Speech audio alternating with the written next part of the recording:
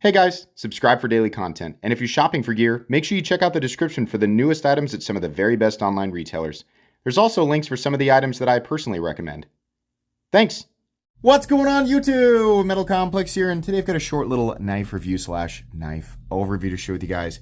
This is the Vosteed Mini Psyop, which, yes, looks like the bug out, or the mini bug out. Pretty much every company nowadays has their own version of the bug out. It's just it's just kind of something that that happened, right? I mean, it was a popular design. It's a good utilitarian blade and handle profile, etc., etc. This knife is made by Vosteed and definitely does differ a little bit from the bug out. We'll talk about that. But the price tag on this is pretty darn great, especially considering you can get these either in carbon fiber and Elmax or micarta and Elmax for as little as $129. I don't think that's bad at all. I really like that we're starting to see blade steels like Elmax in this territory. I mean, yes, this is a Chinese folding knife, but Elmax is a really, really great blade steel. And, you know, carbon fiber and micarta certainly aren't horribly expensive materials, but this is executed really well, and it's nice to see competitive options you know, creeping towards that $100 price point. So I think that's really cool. A lot of people will definitely enjoy it just for that. But I have a little bit more to say, so we'll get to it. Thanks so much to Vosteed for sending this in. Thanks to my patrons for supporting me. Please make sure to follow me on Instagram at metal_complex and on TikTok at _metal_complex. I'll link this knife down in the description. You guys can check it out if you want. It might be in stock, might not. Just depends on when you're watching it. It does help my channel when you use those links, but that's entirely up to you. Let's go ahead and get a measurement here. 6.5 inches overall. Blade length is coming in at 2.75 and the cutting edge is 2.65, so definitely on the smaller side. Let's go ahead and do some size comparisons up against the 8010 and the 8020.5. Any custom skills you find in this section can be found down in the description under Original Goat and others. You can see here it's definitely a smaller knife. Cutting edge actually isn't that far off from something like the 8020.5. But the 8020.5 definitely has, you know, a much larger handle relative to its short blade. Let's put it up against the Spyderco PM2. I couldn't get that open today. And the Spyderco Para 3. Once again, definitely on the shorter side, but cutting edge, almost identical to the Spyderco Para 3. And then finally, let's put it up against the Benchmade Griptilian, or in this case, the Ritter Hogue and the Hogue Deca. How's the action on this knife? Action's really nice. These are some high tension Omega springs. Wow, and it's super smooth. So by the time you overcome that tension, that blade is, you can see, swinging around, super duper smooth. That's what we like to see. Usually smaller knives bother me, and I'm not gonna lie, this one does a little bit. I don't like when the knife is so small that like where I'm gripping it is up here, because you know, normally like on the Ritter Hogue, when I go to deploy it, like the whole, I've got 3 fingers on this thing, and it's all, I mean, it's deep down into my palm. So I don't feel like I'm gonna lose it on deployment. This guy is real small, so I feel like I gotta grip it real tight. I don't mean to be dramatic. I'm not trying to say like, oh, I'm gonna throw it because it's so small, but it definitely is. It's small enough that unless your hands are, you know, are also very small, it's not going to feel unbelievably secure in your hand while you deploy it. But fortunately, the locking system and the thumb studs and the placement of the thumb studs are all good enough that you don't have to rely on an incredible secure grip in order to comfortably and safely deploy the knife. The action itself is very, very good. Everything feels high quality. It doesn't feel like a knife that was slapped together, so I'm happy with that. The knife does run, if you can see, and there might be a little bit hard to see, it does run on little like bearing, like little teeny tiny bearing washers. Let's go ahead and do carry profile. So thickness up against the Spyderco Para 3, it's actually very, very thin. Length and height up against the PM2 and the Para 3. This is obviously a super duper compact and lightweight object. Both the carbon fiber and micarta versions are not going to weigh very much. We do actually have a cartridge liner that goes almost all the way to the back on both sides. So it's not solid carbon fiber or micarta, it will have some steel in there, which is going to help and keep it from feeling a little too lightweight, right? Because this thing is already unbelievably lightweight at 1.8 ounces. I feel like that was probably expected. You guys kind of knew that this was going to be super lightweight. A lot of people really, really like that, and I think that's fine. For me, I personally don't carry knives that are this small often. Every now and then I do. It's obviously if I have to do a review, right? This knife I probably carried for a grand total of maybe a day and a half, right? It just isn't a super duper complicated object. It didn't take that long. But these are the types of knives that I forget are in my pockets, and they go through the washing machine. That happened. In fact, that actually happened with the Skaha here recently, and it's fine.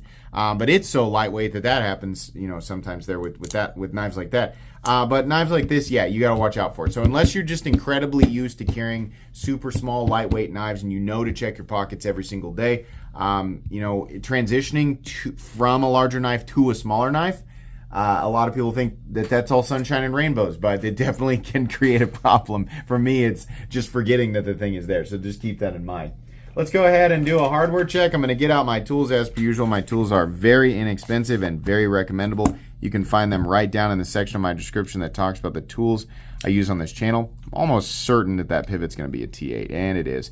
The body screws are T6. What I like about that extended cartridge liner is that it doesn't stop right here in the middle, so you don't have that situation like with the bug out where there's a screw in the middle of the frame, right? And then for some reason a screw here, right?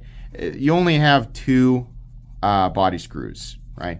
One of the screws is for the stop pin, which normally I'm like, why? But in this case, no big deal. There's most likely like floating pins here helping keep this backspacer in place because there's only one screw on each side down here.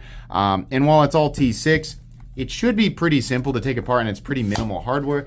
This is a crossbar lock. If you've never taken apart a knife that's got a crossbar lock, the first time you do it is a little bit frustrating.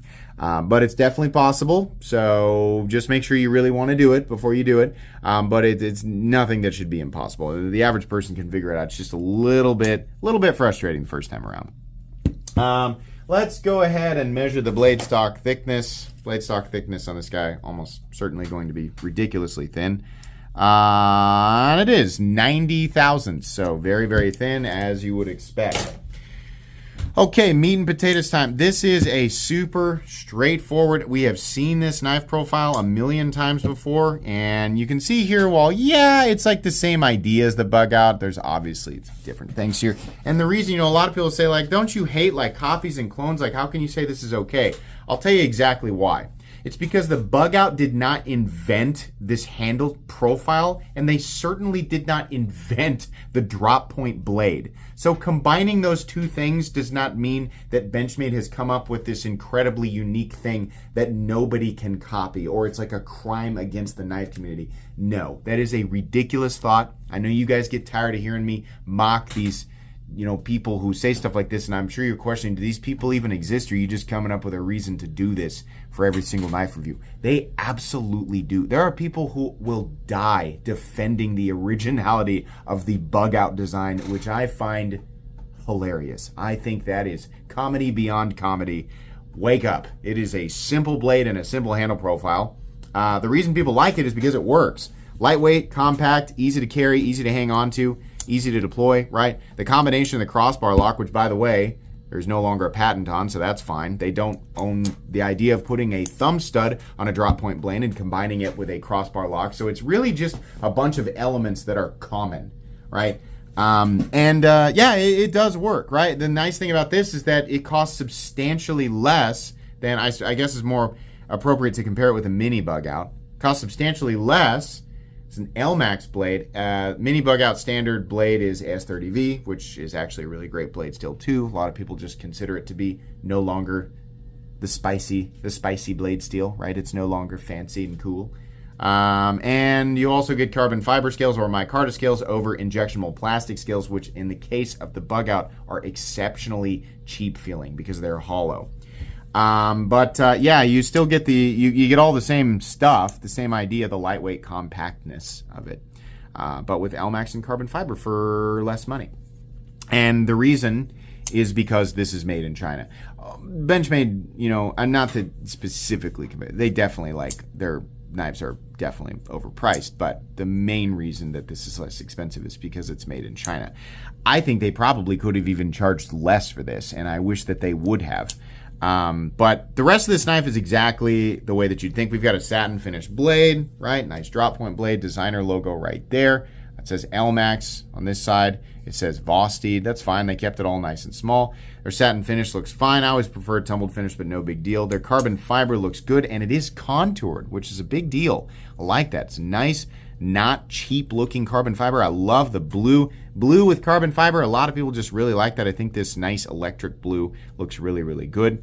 Pocket clip is fine. They did a nice short clip, thank God. I can't stand it when little teeny tiny handle profiles have this huge long clip. This is fine. It does come down and kind of pinch and come up, has this weird bill, but honestly, I don't really consider it much of an ergonomic hotspot, and in and out of the pocket I thought was fine. There are mounting positions for both right and left-handed people, which is smart because it's an ambidextrous locking system, so nice work there. The stop pin is located right here in its traditional position. No shouldering, doesn't need it. No blade play up, down, left, right. Tiny little bit of stick, not that big a deal. Probably work itself out. Consistent in here. Lots of force working against that with those Omega springs. So this is really snappy. I really like that. It aids to it feeling a lot higher quality than other crossbar locks out there. It's nice and centered as well. So this is at base, $129 knife, $139 for carbon fiber. I think that's fine. Like if you reduce it to the materials, then a lot of people say, oh my gosh, that's great.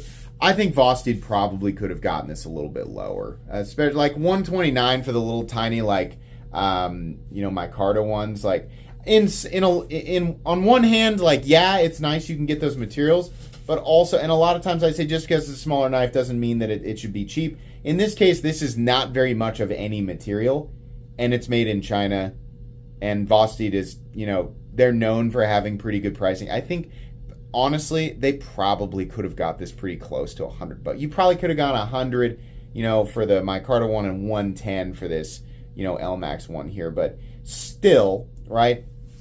I still think it's a relatively good deal, especially if you are after a small, lightweight, compact knife. I'm trying to be fair about this because personally, I don't like knives that are super tiny, lightweight, compact, even if they are in premium materials. So this is not a knife that is for me, but I'm not going to pretend that it's not for other people. There are other people who will not carry a knife that's much bigger than this or much heavier, right? And your choices are somewhat limited. A lot of people say, oh, we have plenty of small knives.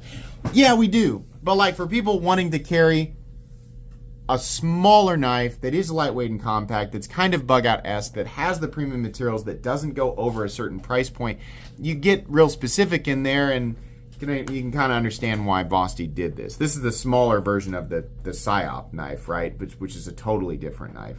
A lot of people would say, I want that exact knife, but bigger. It does exist. They have the standard Psyop, but it's quite a bit of a different knife. So I think this is all right. I think generally speaking, I would recommend this knife. I just wish that they had gotten that price down a little bit lower. So yeah, that's really all I have to say. That's going to be it today, guys. I'll link this knife down below. Please make sure to follow me on Instagram at metal_complex and on TikTok at _metal_complex. If you enjoyed this video, leave a like. If you'd like to check out my other content, I do, of course, have lots of videos of knives that are either expensive or inexpensive that I do or don't like, so check those out. And if you enjoy all my content, go ahead and click on that Metal Complex logo right there and subscribe because there's definitely more coming. Thanks again for watching, everybody, and have a great day.